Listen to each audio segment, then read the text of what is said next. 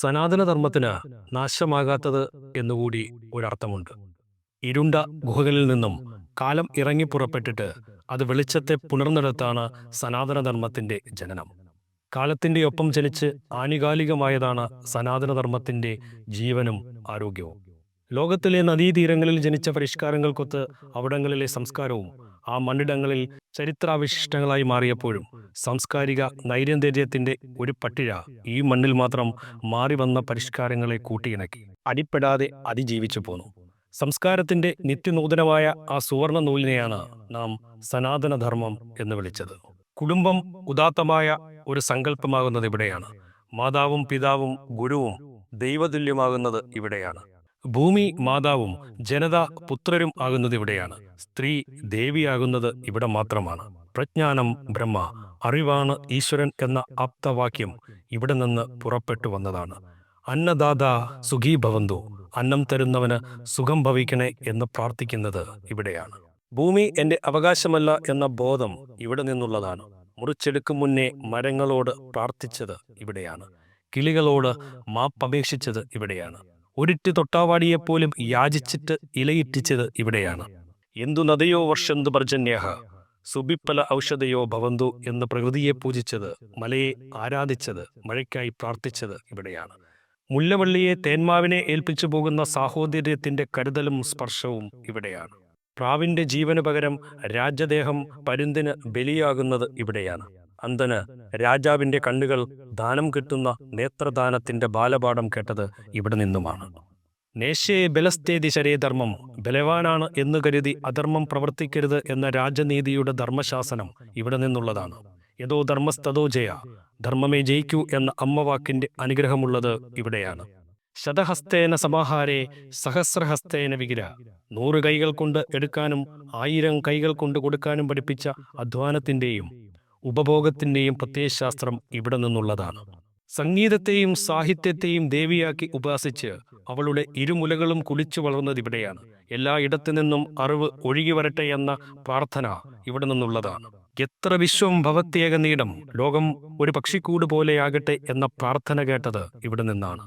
ലോകത്തിന് സുഖം ഭവിക്കട്ടെ എന്ന ആശംസ കേട്ടതും ഇവിടെ നിന്നാണ്. ലോകമാകെയുള്ള വാൾമുഴക്കങ്ങൾക്കും നിലവിളികൾക്കും ഞരക്കങ്ങൾക്കുമിടയിൽ ശാന്തി എന്ന വാക്ക് കേട്ടത് ഇവിടെ നിന്നു മാത്രമാണ്. കാടിന്റെ നീതി പുലർന്ന ലോകത്തിൽ ആദ്യമായി കാവ്യഗീതി കേട്ടത് ഇവിടെ നിന്നാണ്. കരച്ചിലിനു പിന്നാലെ അലഞ്ഞ് കണ്ണുനീരാൽ കാടത്തത്തെ ശുദ്ധി ചെയ്തത് ഇവിടെയാണ്. മനുഷ്യന്റെ ഗുണത്തെയും വീര്യത്തെയും പിന്തുടർന്ന് സഞ്ചരിച്ചതും ഇവിടെ നിന്നുമാണ്. ഉദ്ധൃതമായ ബ്രാഹ്മണ്യാഹന്തയ്ക്ക് തൊഴിൽ മാഹാത്മ്യം പഠിക്കാൻ മധുരച്ചന്തയിലെ ഇറച്ചിവെട്ടുകാരനിലേക്ക് വഴികാട്ടുന്നത് ഇവിടെയൊരു ഇതിഹാസത്തിലാണ്. ചണ്ടാലന്റെ ശിഷ്യത്വം ബ്രാഹ്മണനെ സർവജ്ഞനാക്കുന്നതും ഇവിടെയാണ്. പറയന്റെ ചെറുമകൻ വേദം പകുക്കുന്നത് ഇവിടെയാണ്. പറയുടെ മകൻ ബ്രാഹ്മണ്യത്തിന് അധികാരിയാകുന്നതും ഇവിടെയാണ്. കാലത്തിനു കീഴടക്കാൻ കഴിയാതെ പോയതിനെ അത്ഭുതാധികാരം കൊണ്ട് നിത്യതയ്ക്ക് അവകാശമില്ലാത്ത മർത്യർ വിളിച്ച പേരാണ് സനാതനം. വാളിനോടും വചനത്തോടും അത് സമരം ചെയ്തിട്ടുണ്ട്. വെട്ടിയാലും ചുട്ടാലും മുളയറ്റു പോകാതെ ഒരു ദിവ്യവൃക്ഷമായി അത് വളരുകയായിരുന്നു. ഇസ്ലാമിന്റെ ഹുങ്കിനോടും ദയാരഹിതമായ പരാക്രമങ്ങളോടും അത് അഭിമാനത്തിന്റെ അഗ്നി ജ്വലിപ്പിച്ച് ചെറുത്തുനിന്നു. അഗ്നിയിൽ എരിഞ്ഞും ജലത്തിൽ അലിഞ്ഞും അത് ശുദ്ധിയെ കാത്തു. ചരിത്രം പരിഭ്രാന്തമായി തലകുമ്പിട്ടു പോകുന്ന 1000 അഗ്നിക്കാവടികൾക്കും ജലസമാധികൾക്കും ഈ രാജ്യം സാക്ഷ്യം പറഞ്ഞിട്ടുണ്ട്. കൊല്ലപ്പെട്ടിട്ടുണ്ട്, തോറ്റിട്ടില്ല. ചന്ദനം തൊടുന്ന, തിരികൊളുത്തുന്ന, കൊടിമരമുള്ള, കൽവിളക്കുകളുള്ള ക്രിസ്ത്യാനിയായിരുന്നു അന്യവത്കരണത്തിന്റെ വചനമാരികൾക്കെതിരെ സനാതനധർമ്മത്തിന്റെ ശുദ്ധവിജയം. നായാടി മുതൽ നസ്രാണി വരെയുള്ള സാംസ്കാരിക ഐക്യത്തിന്റെ ഇരുതലകളെയും ഇണക്കുന്നത് ഇതേ സാംസ്കാരിക ബോധമാണ്. ഒരു ജാതി കൊണ്ട് പൂർണ്ണമാകാതിരുന്ന സാമൂഹിക ക്രമമായിരുന്നു അത്. മതം എന്നതിലുപരി ധർമ്മം എന്ന് അത് വിളിക്കപ്പെട്ടത് അതുകൊണ്ടാണ്. ഏതെങ്കിലും ഒരു ജാതിക്ക് സമൂഹ നിർമ്മിതിയിൽ അതിൻ്റെ പങ്കു മാത്രമേ വഹിക്കാൻ കഴിഞ്ഞുള്ളൂ. നിറത്തിൻ്റെയും സമ്പത്തിൻ്റെയും എല്ലാ ഭേദഭാവങ്ങൾക്കും അപ്പുറത്ത്, ആചാര വൈവിധ്യത്തിനപ്പുറത്ത് വിശ്വാസങ്ങളുടെ അദൃശ്യമായ ഒരു ചരട് സമൂഹത്തെ ബന്ധിപ്പിച്ചു നിർത്തി. ജാതി കൊണ്ട് അടയാളപ്പെടുത്തിയിരുന്ന ഒരു സാമൂഹിക ജീവിതത്തിൽ അവർ കണ്ട പൊരുത്തങ്ങളെ ചേർത്താണ് ഹിന്ദുമതം അഥവാ സനാതനധർമ്മം എന്ന് വിവക്ഷിച്ചത്. സത്യത്തിൽ ഹിന്ദുമതത്തെ അവഹേളിക്കാനായി കണ്ടെത്തിയ ജാതിയും അതിൻ്റെ ഗുണദോഷങ്ങളുടെ സാന്നിധ്യവുമാണ് ഈ ധർമ്മത്തിന്റെ സാന്നിധ്യ സാക്ഷി. അഗ്നിഹോത്രി യമ നിയമാദികളോടെ ബ്രഹ്മോപാസന ചെയ്ത് സനാതനിയായി. ചാത്തൻ തന്റെ ജാതി അകലത്തിൽ നിന്നുകൊണ്ട് മാടൻ പോത്തിനെ ബ്രഹ്മമായി ഉപാസിച്ച് സനാതനിയായി. വടക്കുന്നാഥന്റെ ശിരസിൽ വലംവരിശങ്കിൽ നിന്നും തീർത്ഥം വീണു. കണ്ണപ്പന്റെ ശിവന് കവിൽക്കൊണ്ട വെള്ളത്തിലായിരുന്നു അഭിഷേകം. മാടൻ പോത്തിനെ ബ്രഹ്മമാക്കുന്ന, കവിൽക്കൊണ്ട വെള്ളത്തെ ഗംഗയാക്കുന്ന അത്ഭുതത്തെയാണ് ചാത്തനെയും അഗ്നിഹോത്രിയെയും ചേർത്ത് സനാതനധർമ്മം എന്ന് വിളിച്ചത്. ചരിത്രം കൊണ്ടോയൊന്നു പോലും അറിയാത്ത മലയർക്ക് രാമനെയും സീതയെയും അറിയാം. കാട്ടിൽ കുറിച്യരെ ഹിന്ദുവാക്കിയത് രാമനാണ്. പുൽപ്പള്ളിയിലെ വാത്മീകാശ്രമവും കല്ലായിരിക്കുന്ന അമ്മയും മക്കളും നമ്മളോട് പറയുന്നത് അതാണ്. പൂജിക്കാൻ പുരുഷനും സ്ത്രീക്കും അവകാശമുള്ളവരെയാണ് സനാതനികൾ എന്ന് വിളിച്ചത്. മണ്ണാറശാലയിലെ നിലവറയിൽ മാത്രമല്ല അത്.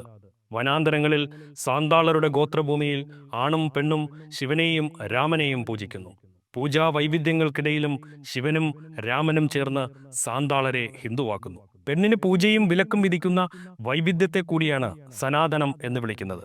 മലയെയും മലയെ ആരാധിച്ചവനെയും ദൈവമായി ആരാധിച്ചവരെയാണ് സനാതനി എന്ന് വിളിച്ചത്. ദീപാവലിയുടെ ദിവസങ്ങളിൽ ഒന്ന് ഗോവർദ്ധനത്തെ ആരാധിക്കാനുള്ളതായിരുന്നു. ചിലർക്കത് രാമനെയും സീതയെയും വിളക്കുകൊളുത്തി വരവേൽക്കാനുള്ളതാണ്. ചിലർക്കാകട്ടെ മുരാരിയെ സ്തുതിക്കാനുള്ളതാണ്. ഒരേ ഉത്സവത്തിലെ ഈ വൈവിധ്യമാണ് സനാതനധർമ്മം. കള്ളും മുറുക്കാനും നേദിക്കുന്നവനും പാനകവും മോദകവും നേദിക്കുന്നവനും ഹിന്ദുവാകുന്നത് അവരിരുവരും മോക്ഷത്തിൽ വിശ്വസിക്കുന്നു, പുനർജന്മത്തിൽ ആത്മാവിൽ വിശ്വസിക്കുന്നു എന്നതുകൊണ്ടാണ്. മുത്തപ്പന്റെ ഉണക്കമീനും അയ്യപ്പന്റെ അരവണയും ഒരുപോലെ വിശുദ്ധമാകുന്ന അത്ഭുതത്തിന്റെ പേരാണ് സനാതനധർമ്മം. നടരാജന് പാദത്തിലമർന്ന മുയലകാസുരനും മുടിയിലെ ഇന്ദുകലയുമില്ലെങ്കിൽ പൂർണ്ണതയില്ല. ഇക്കണ്ട പേയും പിശാചും തീച്ചാമുണ്ടിയും മാടനും മറുതയുമെല്ലാം കൈലാസത്തിൽ നിന്നിറങ്ങി വന്ന് കാവിൽ വന്നിരിക്കുന്ന ഭൂതഗണങ്ങളാണ്. ഈ സർവാശ്ലേഷിത്വമാണ് നരേറ്റീവുകളെ അതിജീവിച്ച് ഹിന്ദുവിനെ സനാതനമാക്കുന്നത്.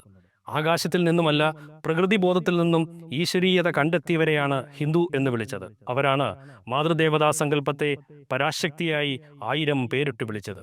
പേരിന്റെ സ്ഥിരതയെ തകർക്കുന്ന സർവ്വവ്യാപിത്വത്തിന്റെ സൂചനയാണ് സഹസ്രനാമങ്ങൾ. 1000 പേരുള്ളവളുടെ പേരേതാണ്? അവളെ പൂജിക്കേണ്ട വിധം എങ്ങനെയാണ്? ഈ വൈവിധ്യത്തിന്റെ അത്ഭുതകരമായ രസപ്പൊരുത്തത്തെയാണ് സനാതനധർമ്മം എന്ന് വിളിച്ചത്. ബ്രാഹ്മണ്യം അവൾക്ക് മുന്നിൽ കൈകൂപ്പി, യാ ദേവി സർവഭൂതേഷു പ്രേമരൂപേണ സംസ്ഥിത നമസ്തസ്യേ നമസ്തസ്യേ നമസ്തസ്യേ നമോ നമ എന്ന് പ്രാർത്ഥിച്ചപ്പോൾ തിറയുറഞ്ഞുണർന്ന ആദിമബോധമാകട്ടെ കാവിന് മുന്നിൽ നിന്ന് തെയ്യം തെയ്യം തത്ത അമ്മയാകുന്ന ദൈവം ജയിക്കട്ടെ എന്ന ആദിമതാളങ്ങളിൽ ആടിയാർത്തു. ആയുധം ധരിപ്പിച്ച് ദുർഗയാക്കി, വീണയും പുസ്തകവും എടുപ്പിച്ച് സരസ്വതിയാക്കി, അഭയവും വരദവും അരുളുന്ന ലക്ഷ്മിയാക്കി, ഇച്ഛയ്ക്കൊത്ത് ദൈവങ്ങളെ സൃഷ്ടിച്ച് ഇച്ഛയ്ക്കൊത്ത് ആരാധിച്ചവരെയാണ് ലോകം ഹിന്ദു എന്ന് വിളിച്ചത്. 33 കോടി വൈജാത്യങ്ങൾക്ക് ഉടമയാക്കിയത്. ആകാശാത്പതിതം തോയം യഥാഗച്ഛതി സാഗരം സർവദേവ നമസ്കാരം കേശവം പ്രതിഗച്ഛതി. ഉണക്കമീനും കള്ളും പാനകവും പാൽപ്പായസവുമെല്ലാം മനുഷ്യരെ ഒരേ ഇടത്തിലെത്തിക്കും എന്ന വിശ്വാസമാണ് സനാതനം. അവർ കാവു തീണ്ടും, ഉളികനും തീച്ചാമുണ്ടിക്കുമൊപ്പം മുടിയെടുത്തുറയും, നെറ്റി പിളർത്തി രുതിരധാരയർപ്പിക്കും, പഞ്ചുരുളിയുടെ ധർമ്മജയങ്ങളിൽ ആനന്ദിക്കും, കല്ലുരുട്ടി മല കീഴടക്കും, കൈവിട്ട് പൊട്ടിച്ചിരിക്കും, കല്ലും കണ്ണാടിയും പ്രതിഷ്ഠിക്കും, മൃദുശരീരമിരിക്കും, സമാധിയിരുത്തും, ചക്കിലാട്ടി വളമാക്കാൻ ഉപദേശിക്കും, ഉടുപ്പിട്ടും ഉടുപ്പിടാതെയും ദൈവത്തെ വണങ്ങും. എന്താണ് സനാതനം എന്നൊരു ചോദ്യമേ അപ്രസക്തമാണ്. എന്തല്ല സനാതനം എന്നത് മാത്രമാണ് പ്രസക്തം. ചരിത്രത്തിന്റെ ചവിട്ടുകുട്ടകളുടെ അവകാശമാണ് സനാതനരഹിതമായ സർവ്വതും. ചരിത്രം ചവിട്ടുകുട്ടകൾ വെച്ച് കാത്തിരിക്കുന്നത് ഇത്തരം ചെള്ളുകളെ കോരിയിടാൻ കൂടിയാണ്. അത് ആളായാലും അനാചാരങ്ങളായാലും. പറയനായ തിരുമൂലരുടെ പറയപ്പെട സനാതനത്തിന്റെ പാട്ടുപാടി വരികയാണ്. ഒன்றേ കുലം ഒരുവനേ ദേവനും, അൻപേ ശിവം, ഒരു ജാതി ഒരു മതം ഒരു ദൈവം. സനാതനി പാടിയ സാഹോദര്യത്തിന്റെ ഐക്യത്തിന്റെ ആ പാട്ടിലും വലിയ സ്നേഹഗാഥയൊന്നും ലോകം പിന്നിതുവരെ കേട്ടിട്ടുമില്ല. അതുമതി ലോകത്തിന് സ്വസ്ഥമായി ജീവിക്കാൻ. ലോകാ സമസ്ത സുഖിനോ ഭവന്തു.